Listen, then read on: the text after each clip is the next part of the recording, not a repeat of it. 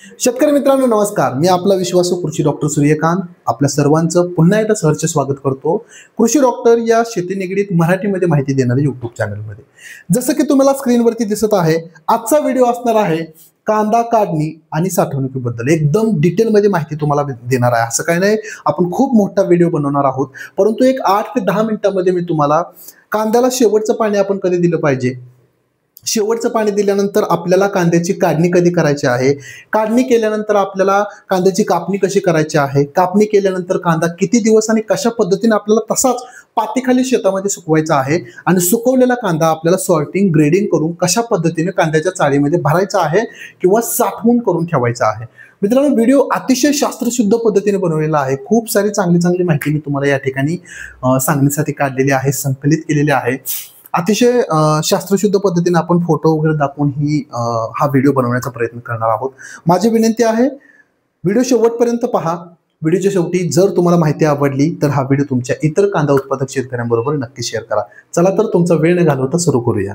पुढे जाण्या अगोदर एक महत्त्वाची सूचना. तुम्हाला आतापर्यंत कळालंच असेल की माझ्या जवळपास मागील 8 ते 9 वर्षाच्या अनुभवातून मी जेवढ्या काही पिकांवरती काम केलेलं आहे त्या पिकांचे शेड्यूल शेतकऱ्यांना देण्यास सुरुवात केलेली आहे. मित्रांनो, तुम्ही जर बघितलं तर प्रत्येक पिकाला कन्सल्टन्सीचा जर चार्ज बघितला तर तो हजारोमध्ये असतो, परंतु आपण अतिशय 100, 150, 200 रुपयामध्ये तुम्हाला त्या पिकाची संपूर्ण रूपरेषा शेड्यूलमध्ये सांगतो बरं का. फक्त काय फपट पसारा नाही की लागवड काढणी, एकदम शेड्यूलमध्ये कुठल्या दिवशी काय करायचं आहे तुम्हाला प्रत्येक शेड्यूलमध्ये या ठिकाणी सांगण्यात येणार आहे. आतापर्यंत आपल्याकडे 6 वेगवेगळ्या पिकाचे शेड्यूल आहेत. म्हणजे कोथिंबीर आहे, ऊस लागवड आणि खोडवा आहे, हरभरा आहे, उन्हाळी कलिंगड आहे, उन्हाळी कांदा आहे आणि गहू पिकाचं शेड्यूल आहे. 6 पिकं आपल्याकडे आहेत. आपण सध्या केळीवरती काम करत आहोत. केळीनंतर आपल्याला बऱ्याच पुढच्या पिकांचं देखील शेड्यूल बनवायचं आहे, परंतु आपण जास्त काही 100-50 पिकं घेणार नाहीत. मी ज्या काही 10-15 पिकावरती पाठीमागच्या 9-10 वर्षामध्ये काम केलेलं आहे किंवा मला ज्याच्यामध्ये नॉलेज आहे तेच मी तुम्हाला सांगण्याचा प्रयत्न केलेला आहे. कोथिंबीरीचं तुम्हाला 129 रुपयाला मिळणार आहे. ऊसाचं लागवड बस खोडवा तुम्हाला 199 रुपयाला, हरभरा 99, उन्हाळी कलिंगड 149, कांद्याचं तुम्हाला 148 रुपयाला आणि गव्हाचा 98 रुपयाला या ठिकाणी मिळणार आहे. या सर्व शेड्यूलची खरेदी करण्याची लिंक मी तुम्हाला डिस्क्रिप्शन बॉक्समध्ये देणार आहे. तिथून देखील तुम्ही खरेदी करू शकता किंवा तुम्हाला जर हे फोनपे गुगल पे वापरून खरेदी करायचं असेल तर या व्हॉट्सअपवरती मला मेसेज करा. मी तुम्हाला फोनपे गुगल पेचा नंबर त्या ठिकाणी देतो. मग त्याच्यावरती जरी तुम्ही पेमेंट केलं आणि मला स्क्रीनशॉट पाठवला तरी देखील हे शेड्यूल तुम्हाला PDF स्वरूपामध्ये, मी पुन्हा सांगतो PDF स्वरूपामध्ये तुम्हाला व्हॉट्सअपवरती मिळणार आहे. आणि तुम्ही म्हणाल की PDF साठी एवढी चार्ज का, तर PDF सोबत तुम्हाला पीक निघेपर्यंत माझा वैयक्तिक सल्ला देखील मिळणार आहे. म्हणजे तुम्ही मला फोन करू शकता, व्हॉट्सअपला फोटो पाठवू शकता. तुमच्या प्रत्येक प्रश्नाला, प्रत्येक फोनला मी त्या ठिकाणी उत्तर देणार आहे. म्हणजे एक प्रकारची ही कन्सल्टन्सी आहे. जर तुम्हाला मार्गदर्शन हवं असेल, माझं शेड्यूल हवं असतील तर नक्कीच तुम्ही मला याच्यावरती संपर्क करा किंवा डिस्क्रिप्शन बॉक्समध्ये या PDF ऑनलाईन पद्धतीने खरेदी करायच्या लिंक आहेत, त्याच्यावरती क्लिक करा. 1 सेकंदाच्या आत तुम्हाला तुमच्या व्हॉट्सअप नंबरवरती त्याचे शेड्यूल मिळणार आहे. ठीक आहे मित्रांनो, सूचना झालेली आहे. आता आपण आपल्या मुख्य विषयावरती वळूया. कांदा काढणी व्यवस्थापनामध्ये प्रमुख कामं जर आपण काही पाहिली, त्यातलं पहिलं काम म्हणजे कांदा काढणीची योग्य वेळ. ही वेळ तुम्ही ठरवणं किंवा समजून घेणं खूप गरजेचं आहे. कांदा काढणीची लक्षणं तुम्हाला माहीत असणं गरजेचं आहे. शेवटचं पाणी आपण कधी दिलं पाहिजे, पात खाली दाबण्यासाठी मग आपण ती हातानं, लाकडाच्या साहाय्यानं, ड्रमनं देखील दाबू शकतो किंवा या ठिकाणी संजीवकाचा वापर देखील तुम्ही करू शकता. मग कांदा काढणी आहे, कांदा कापणी आहे, कांद्याचा ढीग लावून कांदा सुकवणे आहे आणि मग सॉर्टिंग ग्रेडिंग करून कांदा साठवणूक करणे, ही सर्व कामे तुम्ही कांदा साठवण व्यवस्थापनामध्ये लक्षपूर्वक पाहणं आणि त्यांचा अवलंब करणं गरजेचं आहे. एक एक कामं या ठिकाणी बघूया. त्यातला पहिला पॉईंट म्हणजे कांद्याची योग्य वेळी काढणी आणि लक्षणं, की कधी कांद्याची काढणी करायला हवी आणि कांदा काढणीला आलाय हे तुम्हाला कसं कळेल. बघा, जी काही कांद्याची रोपं आहेत त्याची पानं तुम्हाला पिवळी पडलेली दिसून येतील किंवा शेंड्यापासून हळूहळू वाळलेली त्या ठिकाणी दिसून येतील. हे झालं पहिलं लक्षण. ज्या काही पाते आहेत, ज्या काही पानं आहेत ते 50% ते 70% तुम्हाला खाली झुकलेले किंवा आडवे पडलेले दिसून येतील. कांद्याची मान मऊ व्हायला लागते, आतून सुकायला जाते. कांद्याची मान जर दाबून बघितली तर अशी बिलबिलीत होते, मऊ होते, एकदम दाबली तर ती वाकडी पडू शकते. गाठ जी आहे ती खालची घट्ट बनते, टणक पडते, म्हणजे जो कांदा आहे तो टणक बनलेला दिसून येतो. काढणीनंतर म्हणजे काढणी ही लागवडीनंतर जवळपास 110 ते 130 दिवसानंतर साधारणपणे येते. म्हणजे रोप जर लागवड केला असेल तर तुम्हाला 110 ते 30 दिवसाच्या दरम्यान कांदा काढणीला त्या ठिकाणी येऊ शकतो. जातीप्रमाणे हा थोडासा पुढं मागं असू शकतो. एक 5 ते 10 दिवस तुम्हाला आधी पण येऊ शकतात आणि नंतर पण येऊ शकतात. उन्हाळी कांद्याची काढणी ही एप्रिल अखेर ते मेच्या दुसऱ्या आठवड्यापर्यंत केली जाते. तर या प्रकारे तुम्ही समजू शकता की आपला कांदा कधी काढणीला आलेला आहे किंवा आपण तो कधी काढायला हवा, ही लक्षणं आहेत. बघा या ठिकाणी एक फोटो मी दाखवलेला आहे. तर हे कांदे उपटून दाखवलेले आहेत की तुम्हाला तो कांदा काढणीला आलाय का नाही. कांदा चांगल्या प्रकारे त्या ठिकाणी बनलेला असतो आणि वरच्या जर पाती तुम्ही पाहिल्या तर अशा प्रकारे शेंडे वाळू लागतात आणि एका कांद्यातल्या जवळपास 40 ते 50% पाती त्या ठिकाणी मधूनच वाकून पडायला लागतात. तर ही जवळपास लक्षणे आहेत की तुमचा कांदा त्या ठिकाणी काढणीला आलेला आहे. बघा रोप लागवडीनंतर साधारणतः 90 ते 110 दिवसांनी कांदा काढणीस तयार होतो. म्हणजे हे दिवस जातीनुसार हवामानानुसार वेगवेगळे आहेत.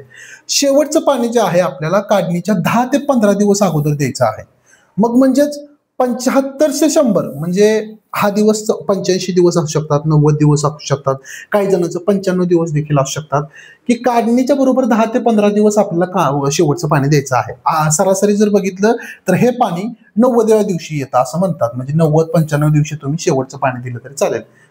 याचा अजून एक गणित म्हणजे ज्यावेळेस आपल्या माना 5% पडल्या की आपण पाणी बंद करायचं आहे. म्हणजे त्या ठिकाणी आपलं शेवटचं पाणी समजायचं आहे. तर जवळपास तुम्ही जसं मी सांगितलं 90 ते 95 दिवशी दरम्यान एक शेवटचं पाणी आपण देऊ शकता. पुढे जाण्या अगोदर बघा आता शेवटचं पाणी दिलेलं आहे. शेवटचं पाणी दिल्यानंतर आपल्याला एक काम करायचं असतं.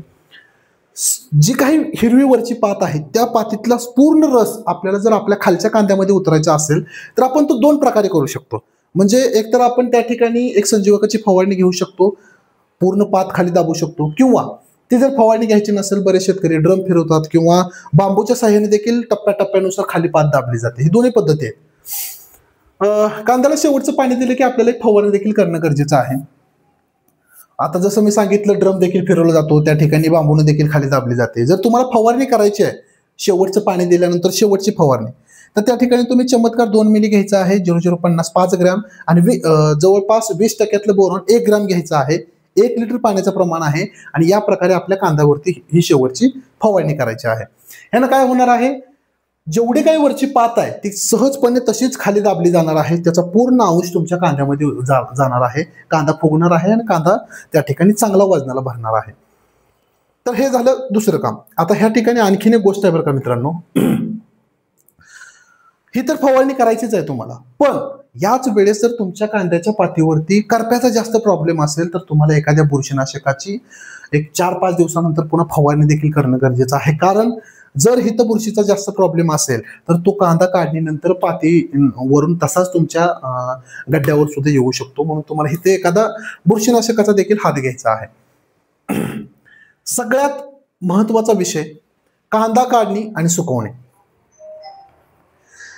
कांदा काढलेला आहे, कांदा तसाच 1 ते 2 दिवस प्लॉटमध्ये दाबलेला आहे, कांद्याचा ढीग लावलेला आहे आणि कांदा त्या ठिकाणी नंतर सॉर्टिंग करून आपल्या चाळीमध्ये भरलेला आहे. बघा योग्य वेळी कांद्याची काढणी हाताने उपटून करायची आहे. म्हणजे हे तुम्हाला मी काय सगळं आता वाचत बसणार नाही, तुम्हाला सोप्या भाषेमध्ये सांगतो. लक्षणं समजून शेवटचं पाणी दिल्यानंतर संजीवकाची फवारणी केल्यानंतर आपल्याला योग्य वेळी कांद्याची त्या ठिकाणी काढणी करायची आहे. काढणी केल्यानंतर सहज अलगद हाताने उपटून काढणी करा आणि तसाच एका गोळीमध्ये कांदा म्हणजे पहिल्या कांद्याची पात दुसऱ्या कांद्यावर, दुसऱ्या कांद्याची पात तिसऱ्या कांद्यावरती अशा प्रकारे पातीने कांदा झाकून तसाच शेतामध्ये 1 ते 2 दिवस ठेवा. लगेच तो एका सावलीच्या ठिकाणी आणण्याचा प्रयत्न करू नका. 2 दिवस ते केल्यानंतर पुन्हा कांदा सगळा उचलायचा आहे, सावलीत घेऊन यायचा आहे आणि 1 दिवस कांदा ठेवून मगच त्या कांद्याची कापणी करायची आहे. कापणी करताना मित्रांनो अशा पद्धतीने कापणी तुम्हाला करायची आहे. 1 ते 2 इंच कांद्याची मान ठेवून आपल्याला वर कापायचा. एकदम खेटून आपल्याला कांदे अजिबात त्या ठिकाणी कापायचं नाही. 1 ते 2 इंच वार मान राहिलीच पाहिजे. आणि मुळं देखील बघा कशा पद्धतीने कापलेले, जास्त पण खेटून नाही कापलेले, एकदम अलगद एकदम बारीक मुळं ठेवून आपल्याला कांद्याची कापणी करायची आहे. जास्त जर मुळं ठेवली तर नक्कीच त्या ठिकाणी त्याला ओलावा लागून भुर्जी तयार करण्याचं काम करत असतात साठवणुकीमध्ये. शास्त्रशुद्ध पद्धतीने आपल्याला कापणी करून घ्यायची आहे.